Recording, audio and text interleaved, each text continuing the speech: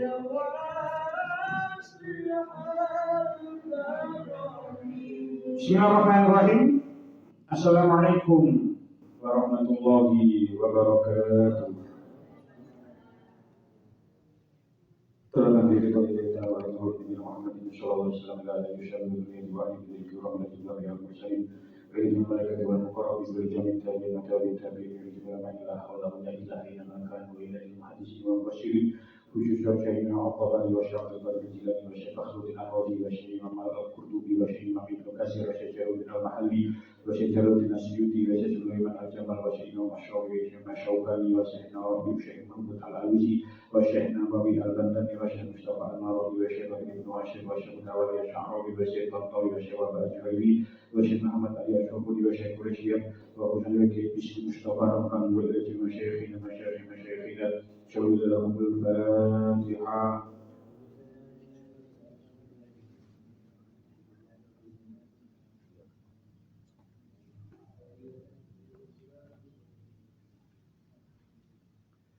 Bismillahirrahmanirrahim.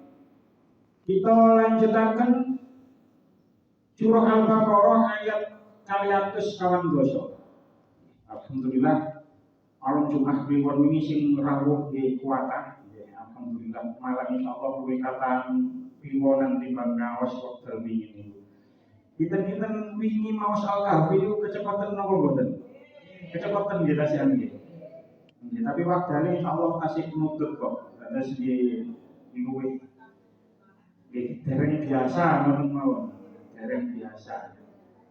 Terus insyaallah terus mulai malam Jumat kliwon ini insyaallah rutinnya tetap Al-Kahfi kali sholawat nantian sholawat berikut tapi dibiasakan insyaallah nanti di lancar terus di betul majmuk nonton kan dengan Al-Kahfi ini ya terus insyaallah ada majmuk nonton terus ini sampun dievaluasi kali rencang enten sing ngarani kecepatan, pakai kata sing ngarani kecepatan terus tapi waktane tasih nuntut pokoknya di antara maghrib sampun ten mriki sampun salat sadare isya sampun saged manggung. Pun kita lanjutkan surah Al-Baqarah ayat 200. Qala Allah Ta'ala fil Qur'anil Karim, A'udzu billahi minasy syaithanir rajim. Bismillahirrahmanirrahim. والذين يتوفون منكم ويذرون أزواجا وصية لأزواجهم متاعا إلى الحول غير إخراج فإن خرجن فلا جناح عليكم فيما فعلن في أنفسهن من معروف والله عزيز حكيم وللمطلقات متاع بالمعروف حقا على المتقين كذلك يبين الله لكم آياته لعلكم تعقلون. Waladina utawi wong akeh yutawaffawna kang den pundhut sapa alladzina minkum saking sira kabeh wa yadharuna lan padha ninggal sepesi alladzina azwajan ing pira-pira bojo wasiyatan lawan wasiyat li azwajihim marang pira-pira bojone alladzina mataan ing kebungan ilal hauli tumeka setahun ghairu ikhrajin hale ora den tokaken fa in kharajna mongko lamun padha metu sapa si azwaj fala junaha mongko ora metu bisa iku maujud alaikum ing atase sira kabeh fima ing dalem barang fa'alna kang padha nglakoni sapa si azwaj fi anfusihinna ing dalem pira-pira awake azwaj bayane ma'rufin bayane kebagusan wa tawi Allah Ta'ala iku azizun zat kang menang hakimun tur kang wicaksana. Walil mutallaqati lan iku ketuwe pira-pira wadon kang den tolak mata utawi mut'ah bil ma'rufi kelawan bagus hakon kelawan hak alal muttaqina ing atase wong kang padha-padha takwa. Kadzalika kaya mengkono-mengkono keterangan kang den tutur yubayinu mertelaaken sapa Allah lakum marang sira kabeh ayatihi ing pira-pira ayate Allah la'alakum supaya sira kabeh iku takiluna padha angen-angen sapa sira kabeh. Utawa syarikun ayat 12. Wong lanang kang arep mati ing mongko ninggal bojo wadon iku kudu wasiat kanggo bojo wadon mau rupa nafkah kiswah niku pakaian lan omah. Lamun wadon mau metu saking omah iku ya kena nanging nafkahe nuli kok. Tambihun peringatan tambahan hukum wasiat iki dimansuh kelawan ayat miros, ayat tentang waris. Dene tarobus niku napa? Ngeker. Cara basa mriki niku musut. Setahun, dene tarobus setahun dimansuh kelawan petang wulan 10 dina kaya kang kasebut ngarep ayat nomor 234.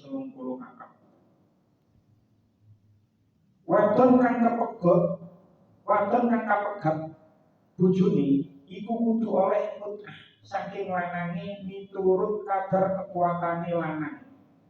Pirang rupiah jumlahe ora ana watesi. Balik kudu ana persetujuan antara lanang lan wadon. Dene yen ikhtilaf berbeda pendapat kodi kang netepaken. Kaya keterangan ing ngarep mau Allah Ta'ala nerang-nerangaken ayat-ayat di marang sira kabeh supaya sira kabeh padha angen-angen. Walladzina yutawaffawna minkum, dan orang-orang yang akan meninggal dunia di antara kamu, wa yadharuna azwajan wasiyatan li azwajihim, hendaklah berwasiat untuk istri-istrinya mataan ilal hauli, diberi nafkah setahun lamanya, ghairu ikhrajin, dengan tidak disuruh pindah dari rumahnya. Fa in kharajna fala junaha 'alaikum fima fa'alna fi anfusihinna min ma'ruf. Akan tetapi jika mereka pindah sendiri maka tidak ada dosa bagimu, yaitu wali atau ahli waris dari yang meninggal, membiarkan mereka berbuat yang ma'ruf terhadap diri mereka. Wallahu azizun hakim, dan Allah Maha Perkasa lagi Maha Bijaksana. Asbabun nuzul ayat ini dipun terangaken teng kitab Rubabun Nuzul fi Asbabun Nuzul. Iki kula beto kitabin.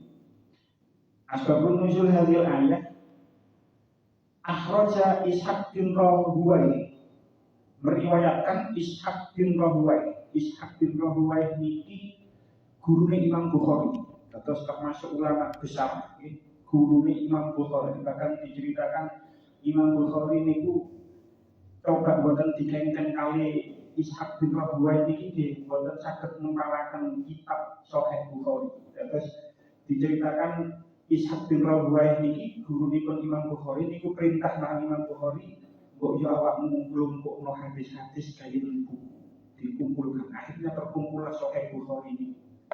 Terus Imam Ishaq bin Rahuwai ini menceritakan di dalam kitab tafsirnya, di tafsiri Al-Muqatil bin Hayyam, dari Muqatil bin Hayyam.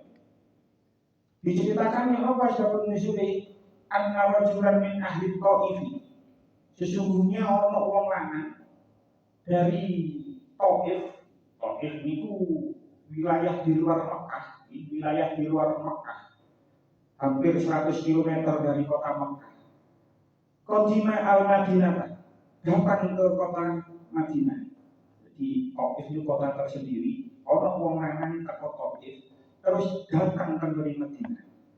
Sing kudu dieling, sekali lagi damel eling-elingan. Surah Al-Baqarah ini termasuk surah Madaniyah. Nah, wong lanang niki walahu aulatun rijalun wa nisa'un. Gak ada anak lanang, gak ada anak wedok. Digowo anaknya. Tidak hanya anak lanang kalau anak wedok, wa ma'ahu abawahu wa mro'atuhu. Wong lanang niki di samping bawa anak lanang atau bawa anak wedok, yo bawa kedua orang tuanya yang nggawa bojone wedok. Nah, ketika nyampe tenggari Madinah, famata bil Madinah. Akhirnya wong lanang iki wau sedo tenggari Madinah. Farufi adzalika ila Nabi sallallahu alaihi wasallam. Kemudian kabar niki diceritakan kali sahabat tenggari Kanjeng Nabi. Kanjeng Nabi enten tiyang jaler dugi Taif betok keluargai yukoi lanang wek jaler estri yang sepae kali estri ini diketok kendri sangi sedo. Terus yang apa jawabnya Nabi? Fa'to al-walidaini wa a'to auladahu bil ma'ruf. Kemudian Nabi membagi hartanya mayit nikmat, wong lanang nikmat dibagi dikekno nang ngene wong tuwa loro iki. Dikekno nang ngene anak-anak iki. Tapi walam yukti imra'atahu syai'an. Walam yukti imra'atahu syai'an. Tetapi Nabi tidak memberikan bagian hartanya suami niku mayit niku wong lanang niku kanggo bojone. Tidak diberi harta syai'an. Sekecil apapun boten diparingi. Jadi tiap sekali diparingi, anak-anak yang jalan SD diparingi, tapi sing bojone boten diparingi kali Kanjeng Nabi. Wa annahum umiru ayyufiqu 'alaiha min firqati zawjiha ila hauli. Tapi senajan gak dikei sama sekali, Kanjeng Nabi memerintahkan keluarganya itu diperintahkan oleh Kanjeng Nabi annahum umiru ayyufiqu 'alaiha.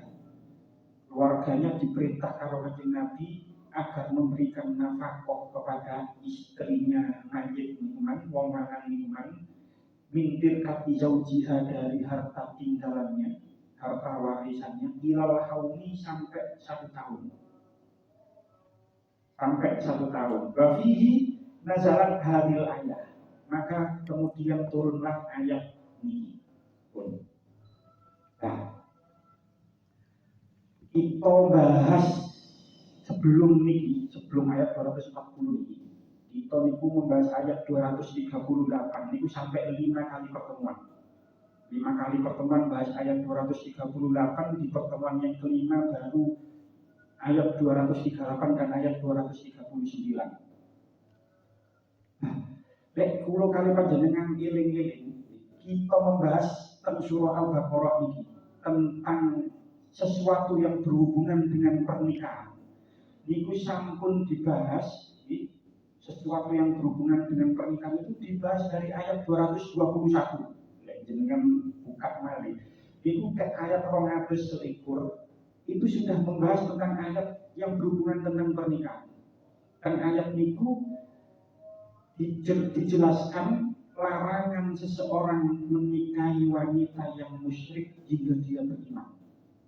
Ayat 221. Mantun itu bahas tentang mantun itu membahas tentang hubungan suami istri, tentang talak, tentang iddah, tentang melamar wong, tentang nyusoni anak. Pokok sesuatu yang ada hubungannya dengan pernikahan.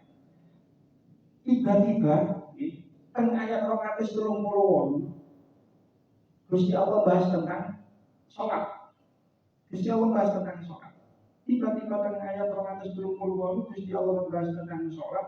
Lalu di ayat niki 240 sampai 242 ini adalah penutup surah Al-Baqarah yang membahas tentang pernikahan. Atas ayat 241 sampai 242 itu membahas tentang sesuatu hal yang berhubungan dengan pernikahan. Tapi 238 kalau 239 bukan tentang pernikahan tapi tentang sholat. Kalau ini mari penempatan ayat di tengah-tengah bahas tentang pernikahan, kok ujung-ujung bahas tentang sholat. Ini menjelaskan bahwasanya melaksanakan sholat dengan tekun dan khusyuk itu bisa menyelamatkan dan menyelesaikan problematika di dalam rumah tangga seseorang. Bahas masalah tolak, nanti itu bahas tentang sholat, nanti bahas tolak. Ini menjelaskan kalau Dengan sholat, seseorang yang mempunyai masalah rumah tangga, insya Allah masalah rumah tangganya akan terselesaikan. Dan ini sesuai kali dawuh Allah dalam surah Al-Baqarah ayat 112 misal. Ujian pun sangat lama sekali. Kemudian Gusti Allah dawuh ayat yang sangat terkenal, wasta'inu bisyobri wassholah wa innaha lakabiratun illa 'alal khashiyin. Dan mintalah pertolongan dengan sabar dan sholat. Wasta'inu bisyobri wassholah. Jadi tidak ada masalah di dalam rumah tangga, yo sing sabar. Wasta'inu bisyobri, tapi ojo lali wassholah. Sholat. Wa innaha lakabiratun illa 'alal khashiyin. Dan sesungguhnya sholat itu sangat berat kecuali bagi orang-orang yang khusyuk. Jadi sehingga ada masalah rumah tangga siapapun saja selesaikan dengan sabar dan sholat. Sebab sholat ini dibahas di tengah-tengah ayat yang membahas tentang pernikahan dan sejenisnya, termasuk perceraian. Dibahas di ayat 238 di 239.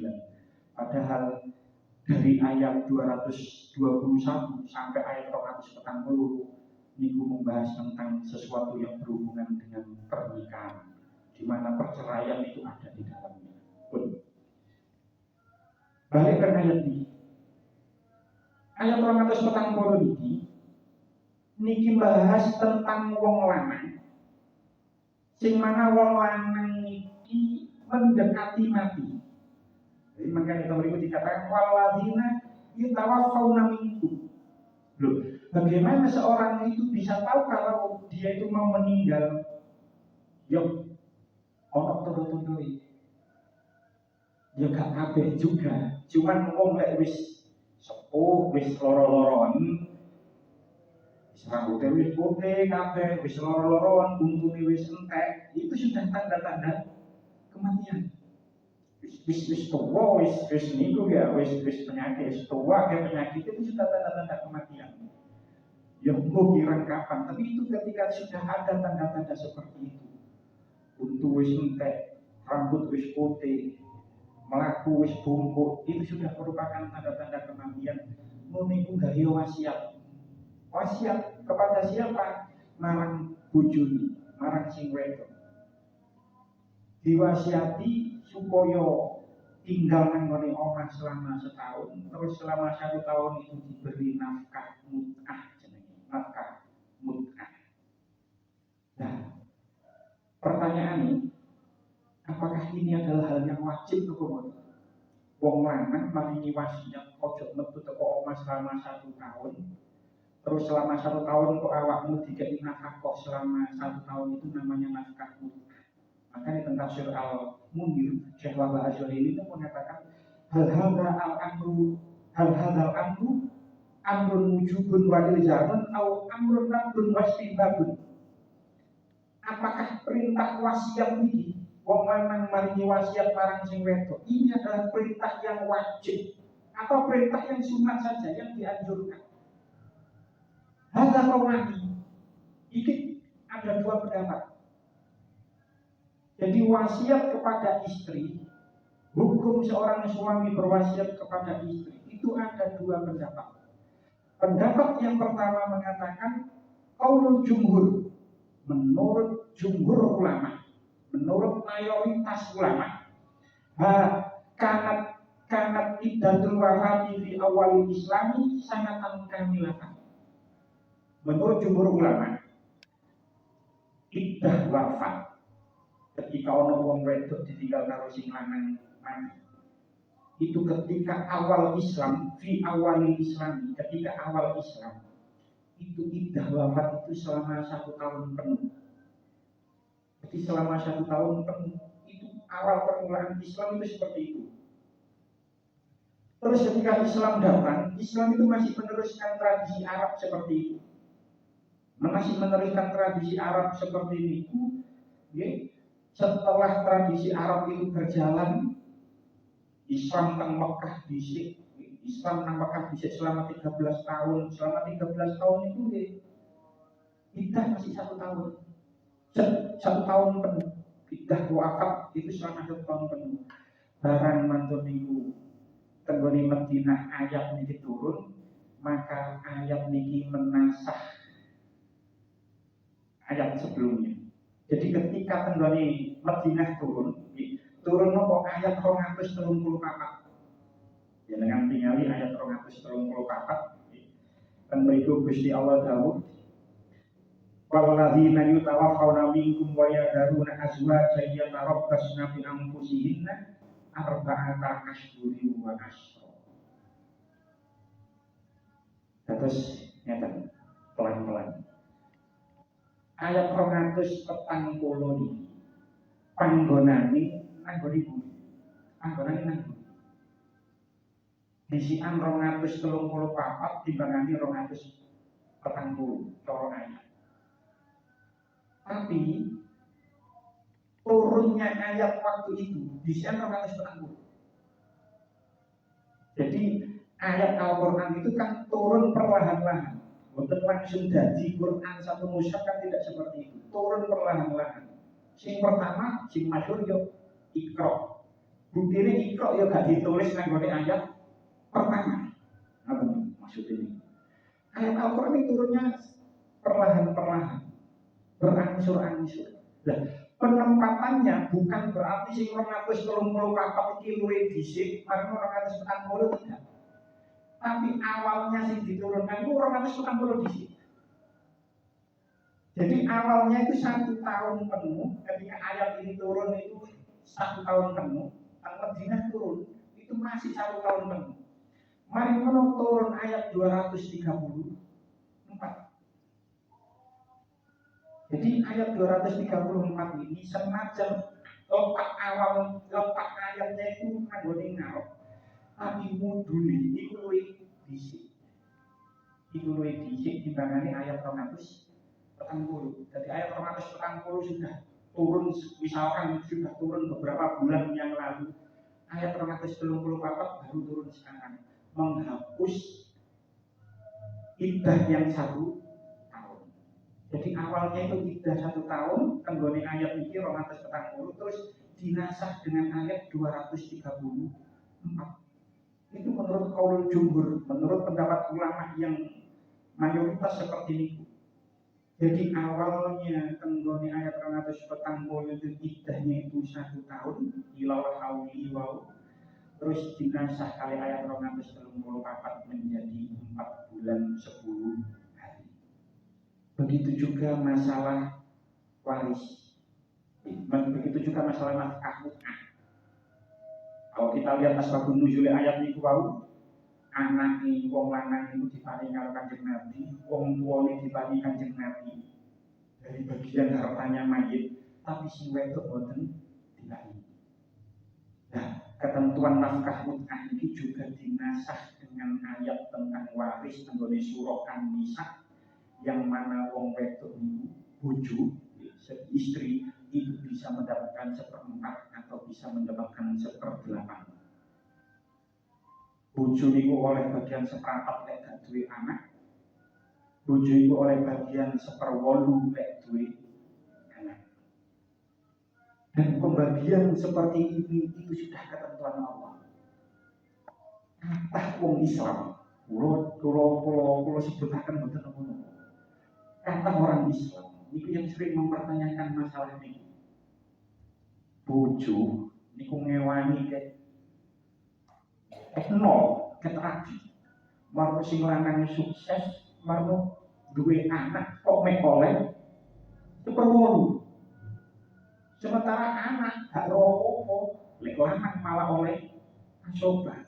Lek gak duwe anak lanang, dulur akhirnya oleh.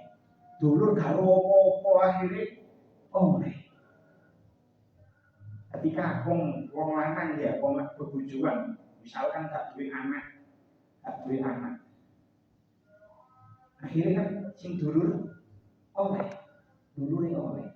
Utawa gak ada anak tapi wedok, dulure mayit oleh. Lho, bojo kok sing dampingi kek rabi sampai sakmu suwene kok oleh nek 1/8. lek duwe anak, lek gak duwe anak, apa lek gak duwe anak.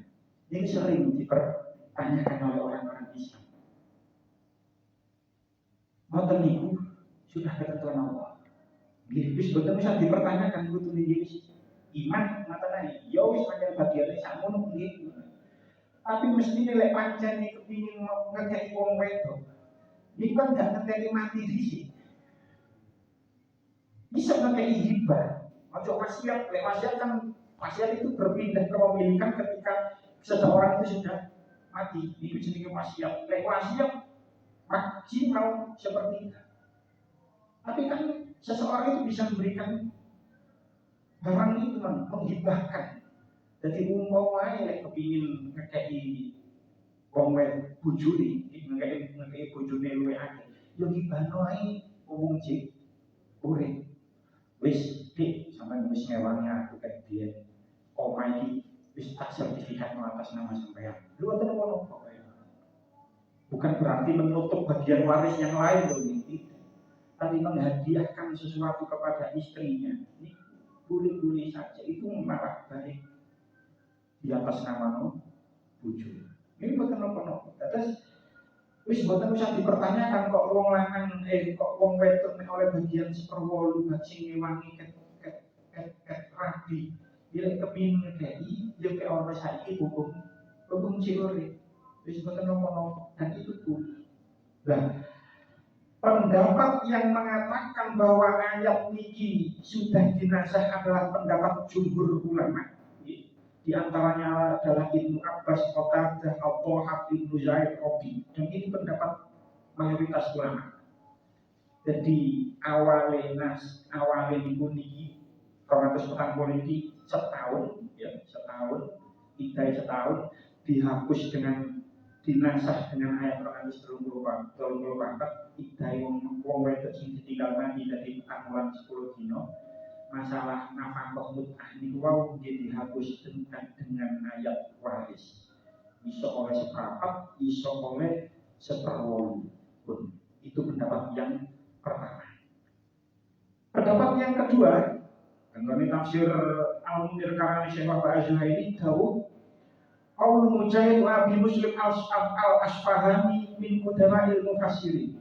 Pendapat yang kedua itu dikatakan oleh Imam Mujahid dan Imam Abi Muslim al-Asfahani. Yang mana Imam Abi Muslim al-Asfahani ini min qudama'il mufassirin, termasuk golongan pertama ulama ahli tafsir.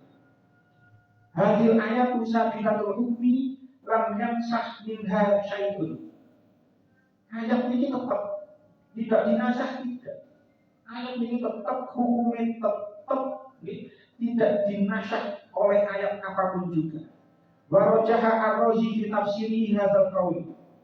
Ini juga diunggulkan oleh Imam Fakhruddin Ar-Razi di dalam kitab tafsirnya, yaitu tafsir Al-Kabir atau tafsir Al-Fathul Ghaib.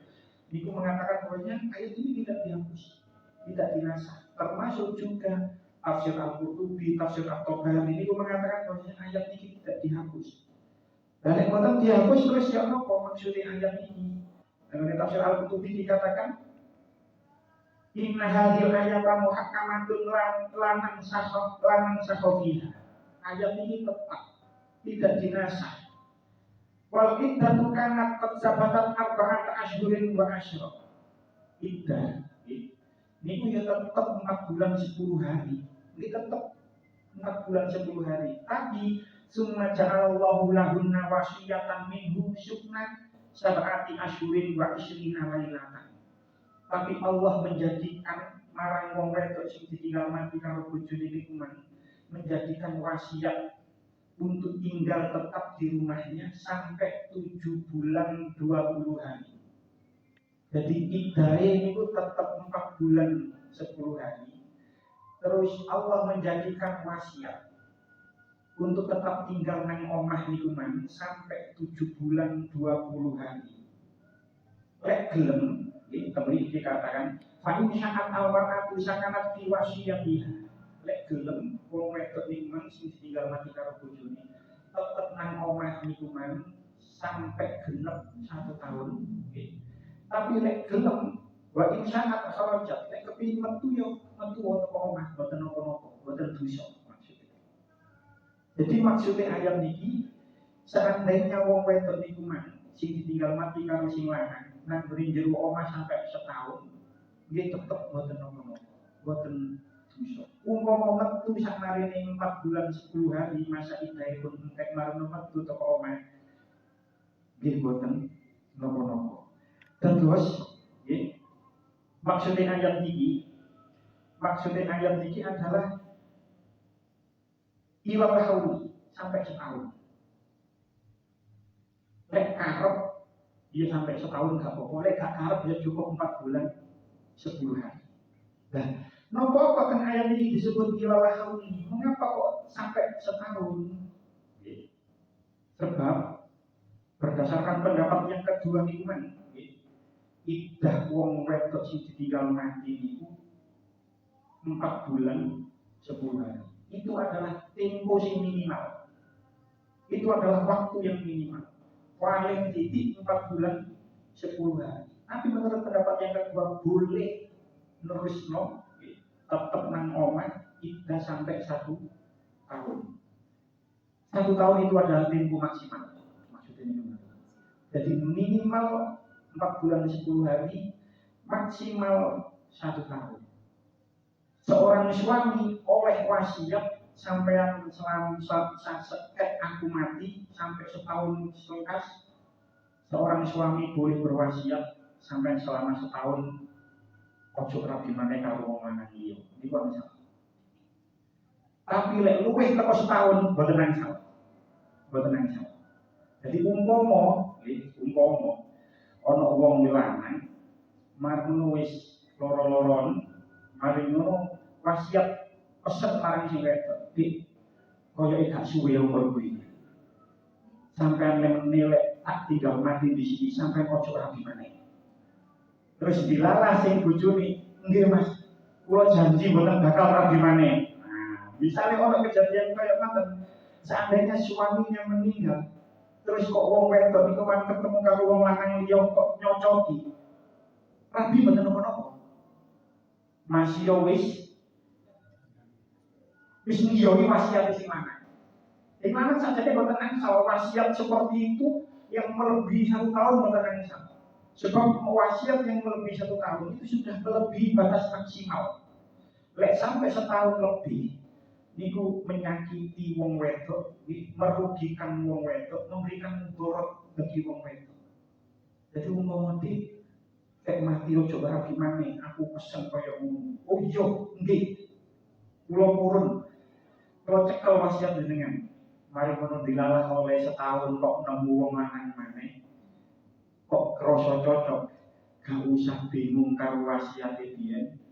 Tetep rabi mboten napa-napa.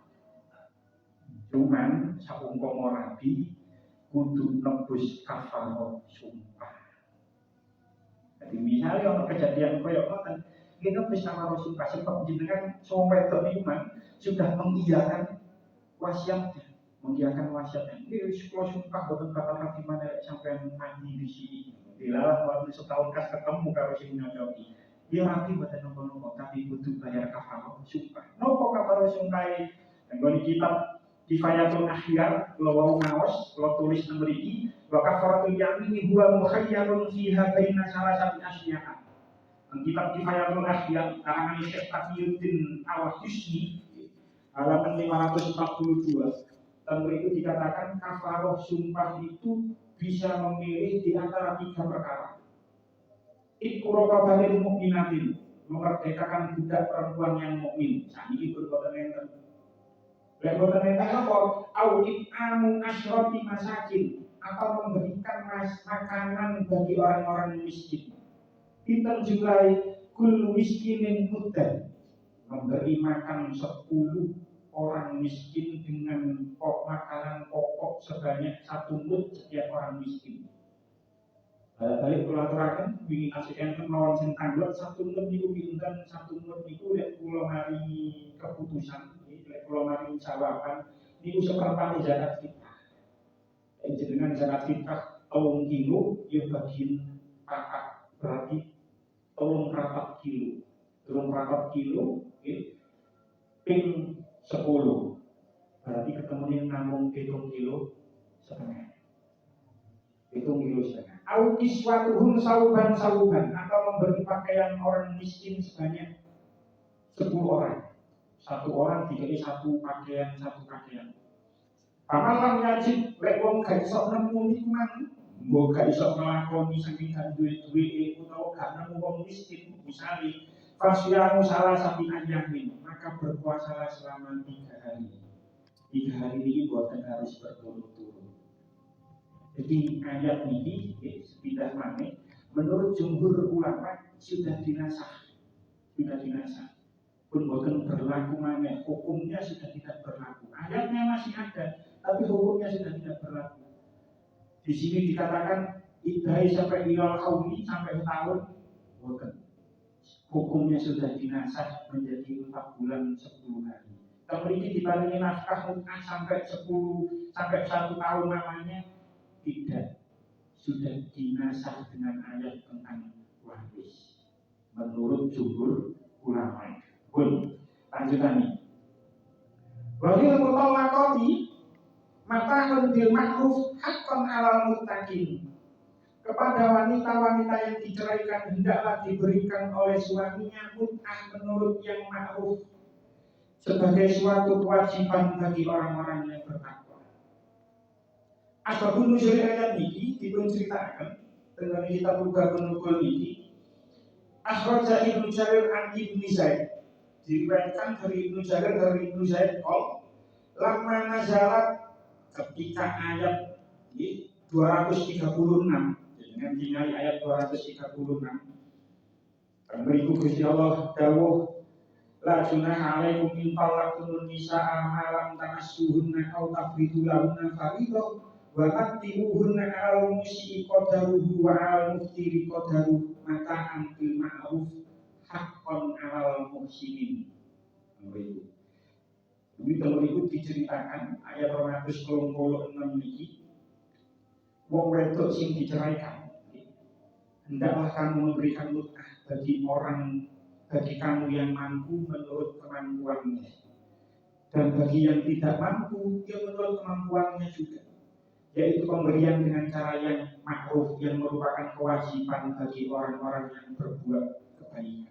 Nah, ketika ayat 236 ini mudun, kembali dikatakan qala rajulun, ana wong lanang iku ngomong in ahsantu fa'altu wa illam urid dzalika lam af'al.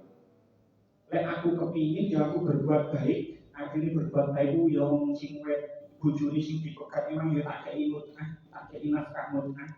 Tapi lek aku gak karep, aku gak pakai. Jadi ngono. Lek aku karep ya tak kei, lek gak karep ya gak pakai. Maka turunlah ayat ini. Jadi menurut sebagian ulama, ini dikatakan hukum memberikan nafkah mut'ah itu wajib. Terus ini dikatakan memang ulama berbeda pendapat. Ikhtilafan nasu fi hadil ayat. Menurut Abu Sur, ulama memang berbeda pendapat tentang ayat ini. Menurut Abu Sur, dia muhakamatun wal mut'atu likulli mutawaqatin. Ayat ini pun jelas, sudah jelas hukumnya. Dan ayat ini menjelaskan tentang setiap wanita, setiap wong wedok sing dipegat karo sing lanang, niku wong lanang wajib memberikan nafkah mut'ah. Nafkah mut'ah niku napa?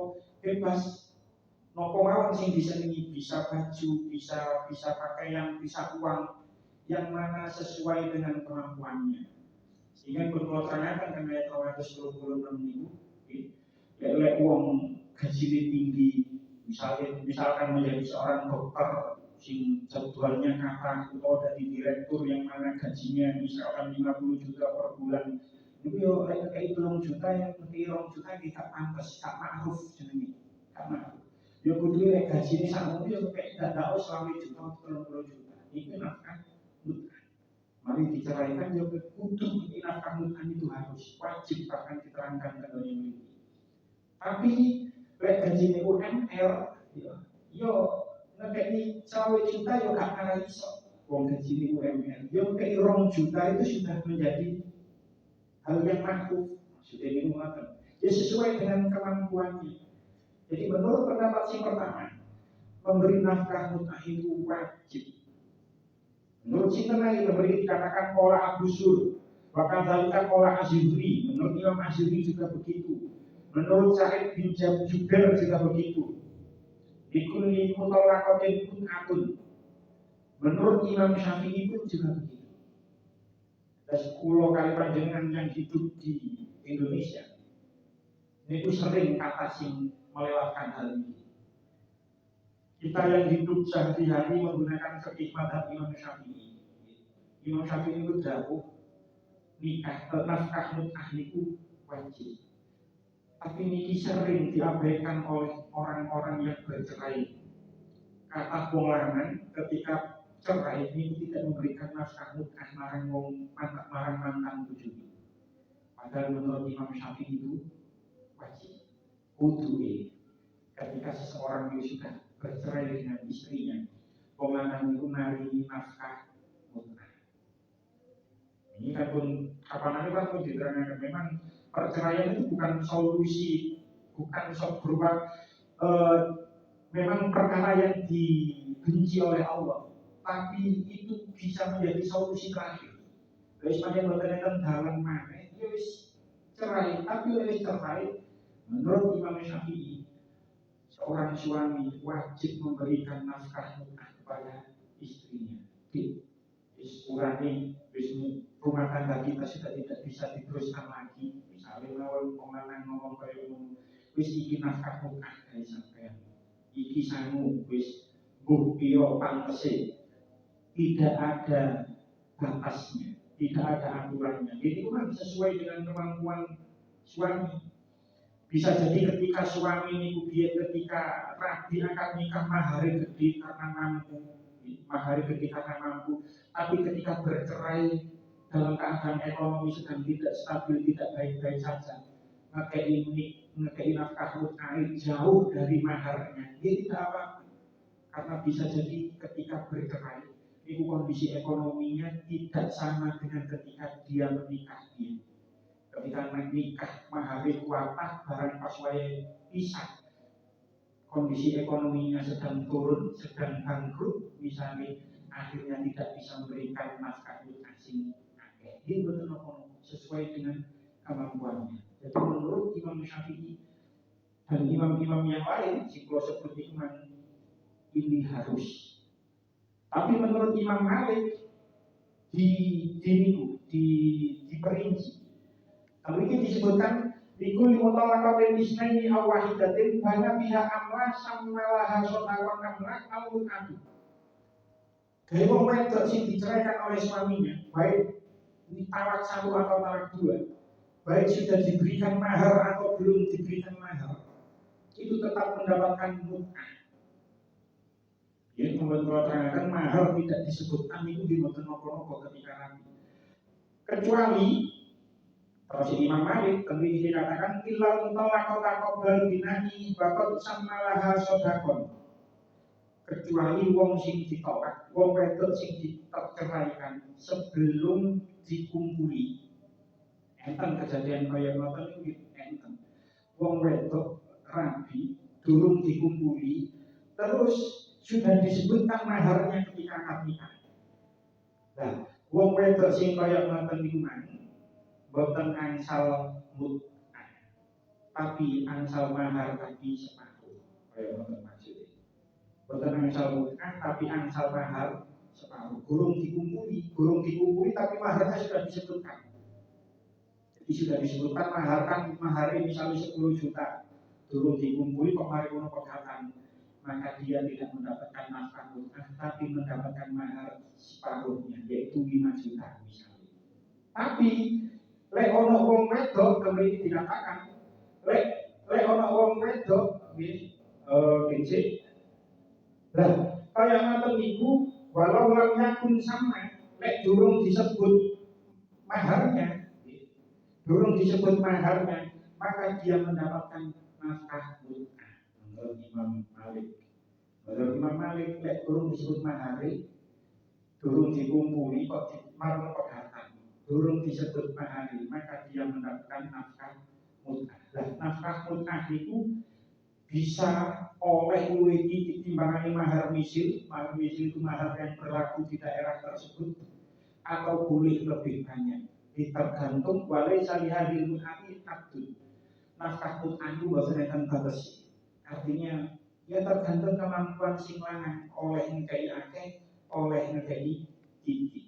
Jadi singkat kata, karena kita hidup di Indonesia yang memakai keseharian menggunakan nafkah, menggunakan mazhab Syafi'i, maka kalau ada seseorang sing bercerai itu wajib memberikan nafkah mut'ah. Karena menurut Imam Syafi'i seperti itu, dan itu disesuaikan dengan kemampuan suami. Jadi bagi ini sing sering kelewat dipikir wis pisah yo wis seperti itu, tidak. Dan menurut Imam Syafi'i kudu menawi nafkah mut'ah. Malah mengsarai nikmat lek wong wedok boten trimo saged banding nangoni hakim. Berarti itu sudah disebutkan dalam undang-undang perceraian, undang-undang pernikahan. Kita lanjut ayat terakhir. Wajib waktu ayat terakhir kadzalika yubayyinu Allahu lakum ayatihi la'allakum ta'qilun. Demikianlah Allah menerangkan kepadamu ayat-ayatnya supaya kamu memahaminya. Gusti Allah sampun nerangkan ayat tentang pernikahan ini dan sejenisnya dan yang lain sebagainya. Ini kan ayat 221 sampai 240. Gusti Allah sudah menerangkan ayat-ayat. Kalau karek awak dewi, kulo karek panjenengan karek sing nerap moto. Kalau saya atau kali kalian keterangan-keterangan bisa disampaikan semua, penjelasannya sudah disampaikan semua. Tinggal wong lanang karek ngelakoni, sing wedok ya karek ngelakoni. Kewajiban-kewajibannya sudah dinyatakan semuanya dari ayat 221 sampai ayat 240. Tinggal kulo karek panjenengan sing karek ngelampahi. Di tafsir Asyawi dikatakan memiliki, kalau saya memiliki ketika ayat sing muhsinin iman 236, ketika ayat 236 itu mudun, niku orang-orang Arab niku mengatakan in arota ahsantu wa in arota lam ahsan. Lek aku kepingin berbuat baik ya aku akei, lek aku gak kepingin ya tak akei. Terus akhirnya ayat ini turun, tidak lagi hakon alal muhsinin, tapi hakon alal muttaqin. Jangan tinggal ayat ini. Ayat 236 hakon alal muhsinin, tenggoni 241 hakon alal muttaqin. Jadi gawe wong sing takwa iku kudu ngekei mut'ah. Sing kan muhsinin wae apa-apa lah. Tapi akhirnya kali ayat ini hakon alal muttaqin. Takwa lah yang elek berarti. Jadi nafkah mut'ah itu harus diberikan oleh suami yang menceraikan istrinya. Dan semua keterangan tentang pernikahan kadzalika yubayyinu Allahu lakum ayatihi itu sudah dijelaskan oleh Allah. Dan ayat 200 sampai ayat 242 lakum ta'qilun. Karek kita sedaya karek berpikir karek dengan untuk kita laksanakan perintah-perintah Allah, kita jadikan rumah tangga kita menjadi rumah tangga yang sakinah mawaddah warahmah sehingga sampai menuju ke surga nantinya. Seperti itu keterangan yang tafsir Al-Qur'an. Jadi mangke tujuan rumah tangga ini kumpulkan dengan Indonesia. Karena jodoh itu tidak hanya di dunia, tapi nanti akan berkumpul kembali di akhirat yang ikutan surga. Pun cekap sematan, mugi-mugi terus ketane manfaat. Amin amin ya rabbal alamin. Bismillahirrahmanirrahim. Muhammad wa alihi Muhammadin alamin. Wa maj'alna wa auladana wa dzurriyyatina min ahli dunya wal khair wa la taj'alna waliyyahum min ahli syarr wa ghair. Rabbana hab lana min azwajina wa dzurriyyatina qurrata a'yun waj'alna lil muttaqina imama. Waj'alna lil muttaqina imama waj'alna lil muttaqina imama. Rabbana atina fid dunya hasanah wa fil akhirati hasanah wa qina adzabannar. Sallallahu alaihi Muhammadin nabiyil ummi wa ala alihi wa sallam. Alhamdulillahirabbil alamin. Wassalamualaikum warahmatullahi wabarakatuh. Senen Beijing Brentun. Oke, paham ya Brentun lah.